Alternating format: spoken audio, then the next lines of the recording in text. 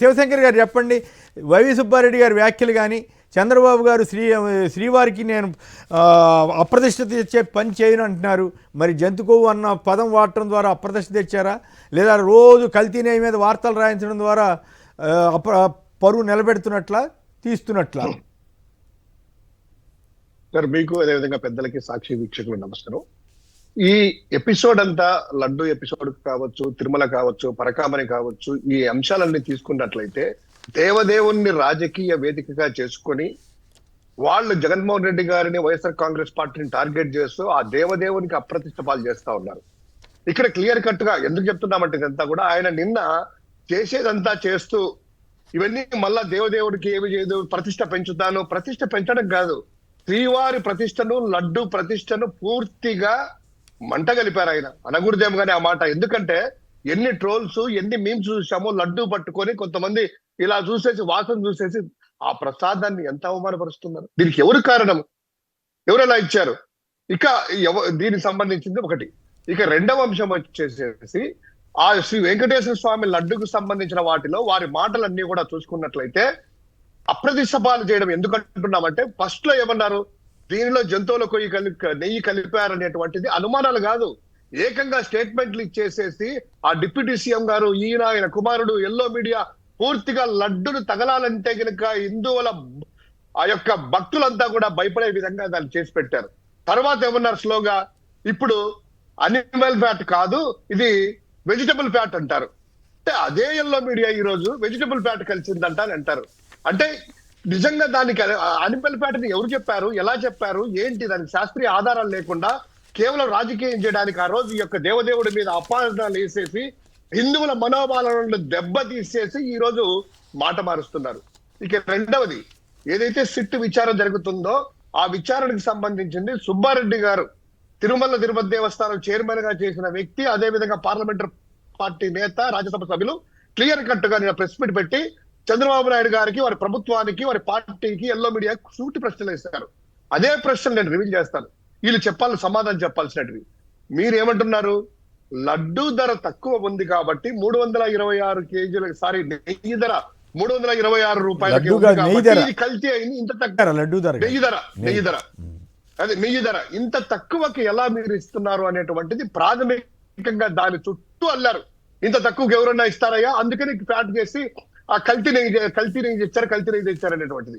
ఇదే చంద్రబాబుని సూటిగా సిట్టు వాళ్ళ అందరిని అడిగేది ఏంటంటే, ఆన్ ది రికార్డ్స్ 2014-19 మధ్యలో 279 రూపాయలకి, 274 రూపాయలకి, 295 రూపాయలకి నెయ్యి కొనుగోళ్లు ఎలా చేశారు అంటే, ఆ నెయ్యిలో మీరేమన్నా యానిమల్ ఫ్యాట్ కలిపారా, వెజ్ ఫ్యాట్ కలిపారా అంటే 2014 నుంచి 19 వరకు అమ్మినటువంటి ప్రతి లడ్డూలో కూడాను కల్తీ నెయ్యి వేసి అమ్మారా? అదే కదా మీరు అంటేది.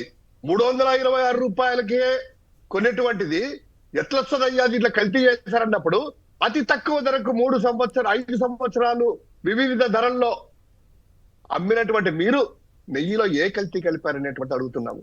ఇంకొకటి క్లియర్ కట్ గా అడిగేది ఏంటంటే, ఎవరీ 6 months కి 6 నెలలకు ఒకసారి టెండర్లు అనేటువంటిది ప్రక్రియ జరుగుతూ ఉంటది. ఇది కొత్తగా వచ్చినటువంటిది కాదు, గత 20 సంవత్సరాల నుంచి 30 సంవత్సరాల నుంచి ప్రక్రియ.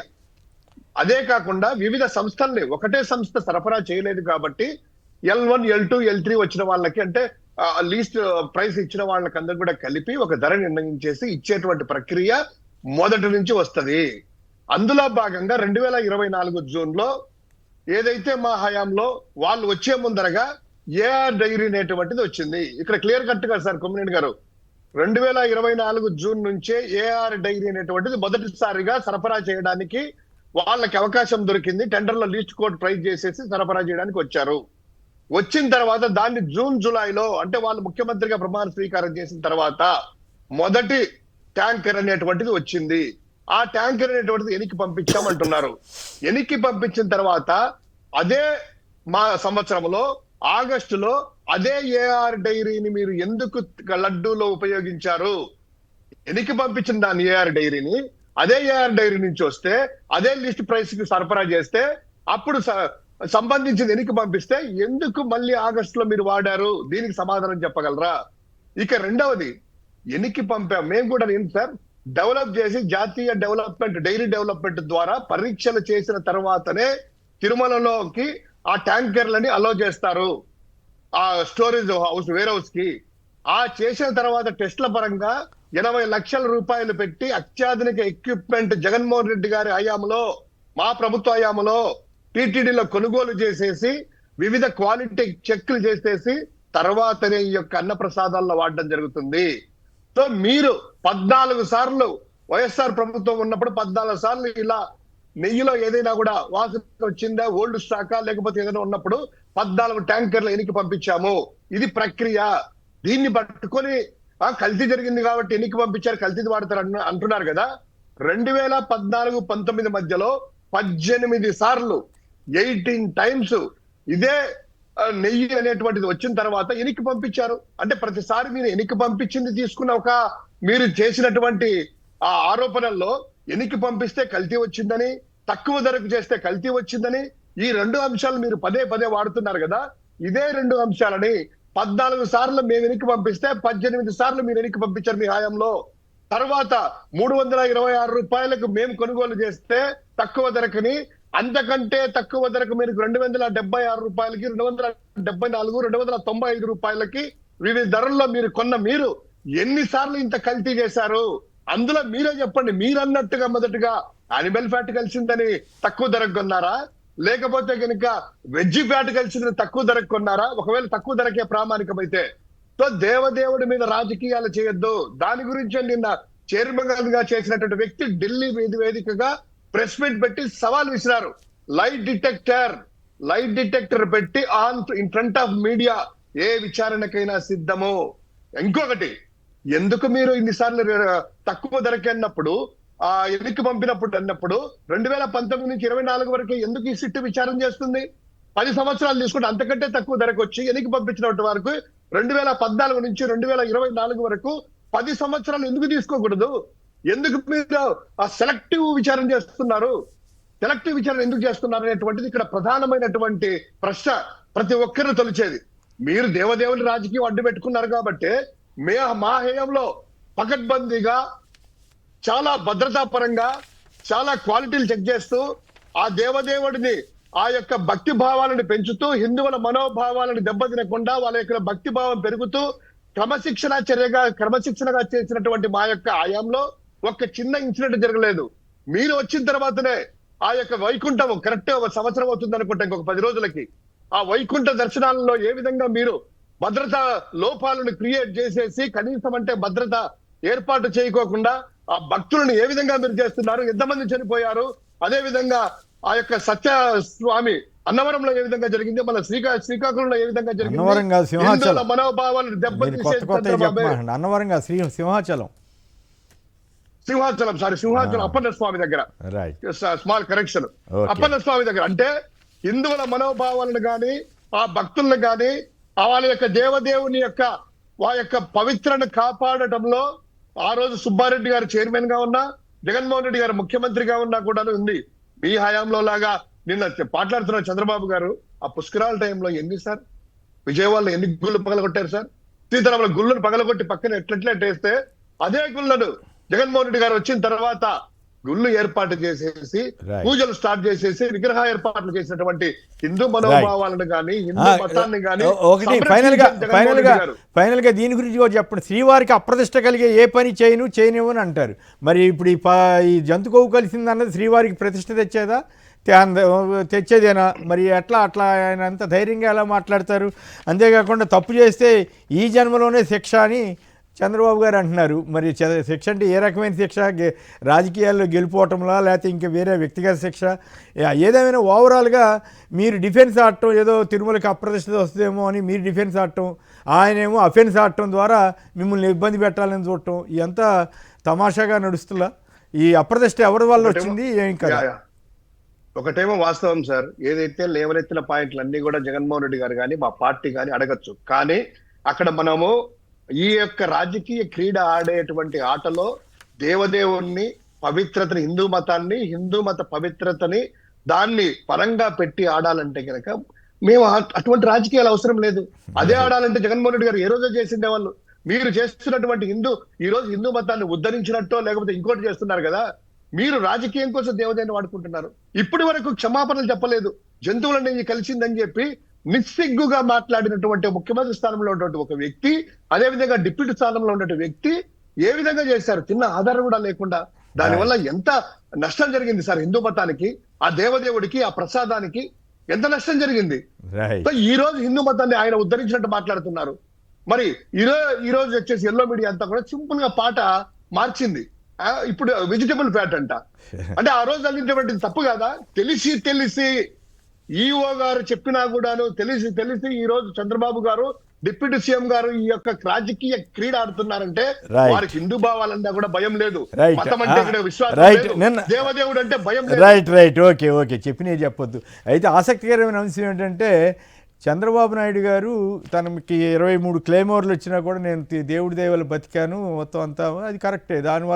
దాంట్లో అనుమానం లేదు. ఆయనకి ఆ ప్రమాదం జరిగినప్పుడు ఆయన సేఫ్గా బయటపడ్డారు. కానీ విచిత్రం ఏంటంటే ఆ తర్వాత ఆయన ఆ ఎలక్షన్లోనే ఓటమికి గురయ్యారు. మరి దానికి ఎట్లా ఇటువంటి అన్ని సెంటిమెంట్లు కలిపితే ఇవన్నీ కూడా గుర్తుకొస్తాయి కదా. రాజకీయాల్లో గెలుపోవటములు ఉంటాయి, రకరకాలు ఉంటాయి. కానీ అన్నింటినీ ఇందాక శివశంకర్ గారు, తిలక్ గారు అన్నట్టుగా రాజకీయాల్ని దీన్ని మిళితం చేస్తే, అనవసరమైనటువంటి వివాదాస్పద వ్యాఖ్యలు చేస్తే అది ఆత్మరక్షణలో పడే అవకాశం అయితే ఉంటుంది. రైట్. పెద్దిరెడ్డి గారు కొండెప్పి నుంచి. పెద్దిరెడ్డి గారు నమస్కారం, మాట్లాడండి సంక్షిప్తంగా. Sir good morning sir. నమస్కారం సార్. ఇప్పుడు వాళ్ళు కూటమి ప్రభుత్వం ఇచ్చిన హామీలను ఏదైతే చేయలేక వాళ్ళు ప్రతిసారి 6 నెలలకు ఒకసారి 3 నెలలకు ఒకసారి ఈ నెయ్యి విషయం తీసుకురావడం జరుగుతుంది సార్. ఏపీ ప్రజలు ఆల్రెడీ మర్చిపోయారు అసలు ఆ విషయాన్ని.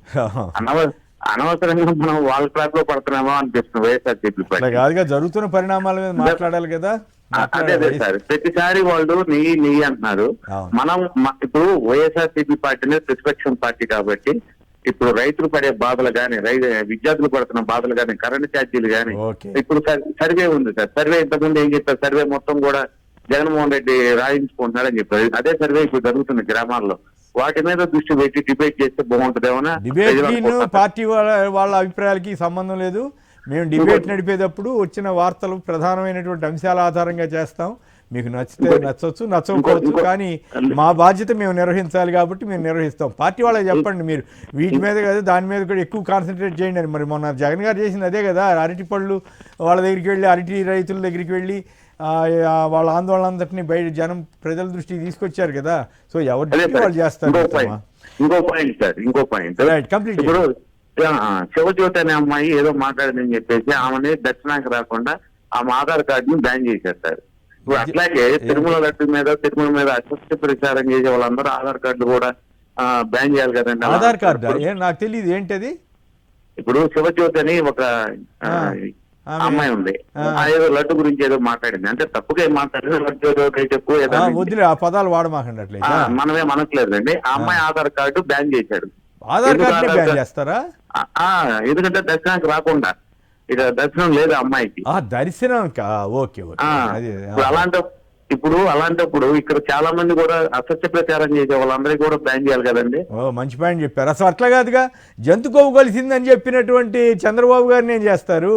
పవన్ కళ్యాణ్ గారు అయోధ్యకి 1,00,000 లడ్లు పంపించారు, జంతు కొవ్వు కలిసిందని నేను చెప్పిన దానికి, కల్తీ నెయ్యి అని చెప్పిన దానికి ఏం చేస్తారు? మొత్తం టీడీపీ వాళ్ళు కానీ, జనసేన వాళ్ళు కానీ అందరూ మాట్లాడారు కదా. మరి మీరు మంచి కీలకమైన పాయింటే రైజ్ చేశారు. అది వదిలేసి మొత్తం ఇప్పుడు అధికారం వాళ్ళ చేతిలో ఉంది కాబట్టి వాళ్ళు ఇష్టం ఏమైనా చేస్తారు. అందుకే కదా రెడ్ బుక్ పాలన నడుస్తుందని అంటున్నారు కదా. రైట్. మరొకరు సుధాకర్ రెడ్డి గారు, కాణిపాకం. నమస్కారం కుమ్మనీర్ గారు, మీకు ప్యానల్లో ఉన్న సభ్యులందరికీ. ఎంతో మంది ముఖ్యమంత్రులు మారారు, ఎంతో మంది వస్తున్నారు. ఈ నెయ్యి సరఫరాలో ఇప్పుడు కాదు కుమ్మనీర్ గారు, మ్యాక్సిమం చెప్పాలంటే ముందు 19 ఇప్పుడు వీళ్ళు చెప్తున్నారు, చంద్రబాబు గారు కూడా చెప్తున్నది ఏంటి, 74, 79, 98 రూపాయల వరకు కూడా, 298 రూపాయల వరకు కూడా తెలుగుదేశం గవర్నమెంట్ కొనింది. అంటే సంవత్సరానికి కాస్ట్ ఆఫ్ లివింగ్ పెరుగుతూ పోతూ ఉంటుంది. ఇప్పుడు వైసీపీ ప్రభుత్వంలో 300 సిలిండర్కి ఎందుకు కొన్నారని, ఇప్పుడు కొన్నప్పుడు ఏమంటే దాంట్లో ఎప్పుడైనా కానీ ఒక క్వాలిటీ పెరిగింది, క్వాలిటీ శుభ్రంగా ఉంది, బాగుంది అంటేనే ధర ఎక్కువగా ఉంటుంది. క్వాలిటీ తగ్గి ధర తక్కువగా ఇస్తున్నారంటే ఏమంటే వాళ్ళు అంత క్వాలిటీ మెయింటైన్ చేయలేకపోతుంటే ఇప్పుడు ఏదైనా ప్రోడక్ట్ తయారు చేయాలంటే ఓకే ఓకే మీకు విషయం అర్థం కాలేదు. నిన్న వైవి సుబ్బారెడ్డి గారు చాలా క్లారిటీగా చెప్పారు.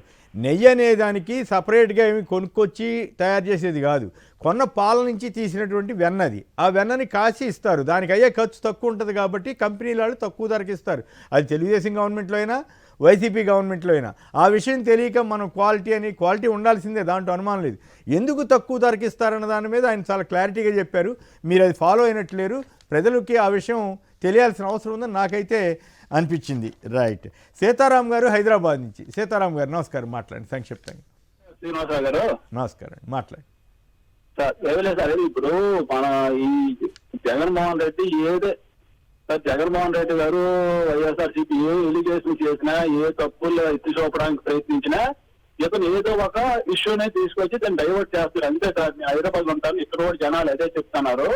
అతను చేసేదంతా డైవర్ట్ పాలిటిక్స్ చేసుకొని వాళ్ళ మనుషులు కాపాడుకోవడం కానీ ఇందులో జరిగింది ఏమీ లేదు. అంతా భక్తులు అందరూ బాగానే ఉంటారు. నేను మొన్న వెళ్ళాము, తిరుపతి వెళ్ళాము, అక్కడ భక్తులకైతే ఏమి లేదు సార్. అందరూ అనుకోలేదు, వీళ్ళు ప్రసార మాధ్యమాలతోనే జనాలు ఇచ్చేస్తాను కానీ చాలా బాగుంటాం సార్. వీళ్ళు ఏదైనా భూముల గురించి ఏదైనా దేనికోసం ఉద్యమాలు చేద్దాం అనే టైంకి దాన్ని ఏదో ఒక విధంగా డైవర్ట్ చేయడానికి చంద్రబాబు గారికి ఆ విషయంలో దిట్టని ఇందాక తిలక్ గారు కూడా చెప్పారు కదా.